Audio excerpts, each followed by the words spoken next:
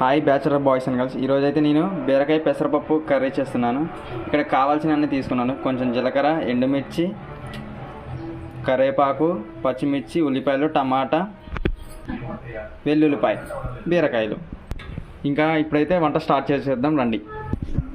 కొంచెం ఆయిల్ అయితే పోసుకుందాం ఫ్రెండ్స్.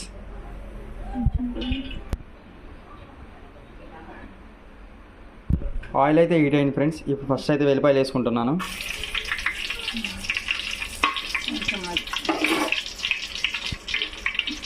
ఎండుమిర్చి కూడా వేసుకుంటున్నాను.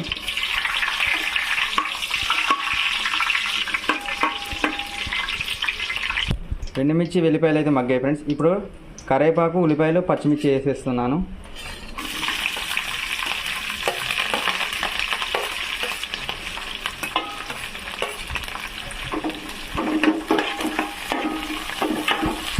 టూ మినిట్స్కి ఒకసారి తిప్పుకుంటుండాలి ఫ్రెండ్స్ మగ్గేదాకా. మా ఇంట్లో అయితే వరలక్ష్మి వ్రతం చేశారు ఫ్రెండ్స్. మా అమ్మ చూడ ఎంత డిజైన్ చేసిందో మంచిగా. ఉల్లిపాయలు అన్ని మగ్గాయి ఫ్రెండ్స్. ఇప్పుడు పసుపు అయితే వేయండి ఫ్రెండ్స్. కొంచెం పసుపు అయితే వేసుకున్నాను. ఓకే ఫ్రెండ్స్, ఇప్పుడు బీరకాయలు అయితే వేసుకుందాం.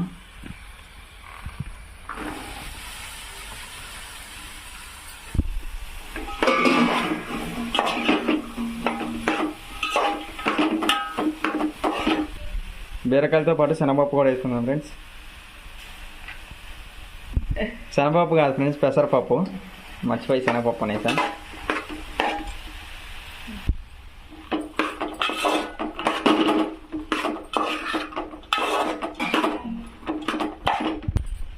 బీరకాయలు మగ్గడానికి అయితే సాల్ట్ వేసుకుంటున్నాను ఫ్రెండ్స్. సాల్ట్ వేసుకొని తిప్పుకుందాం ఫ్రెండ్స్.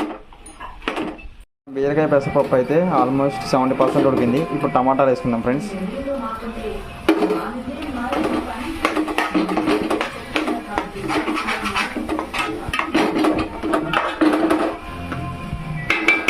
ఇంకొక 30% ఉడికితే మన బీరకాయ పెసరపప్పు కర్రీ అయితే అయిపోతుంది ఫ్రెండ్స్. కర్రీ అయితే 90% మగ్గింది. ఇప్పుడు నేను కారం వేసుకుంటున్నాను.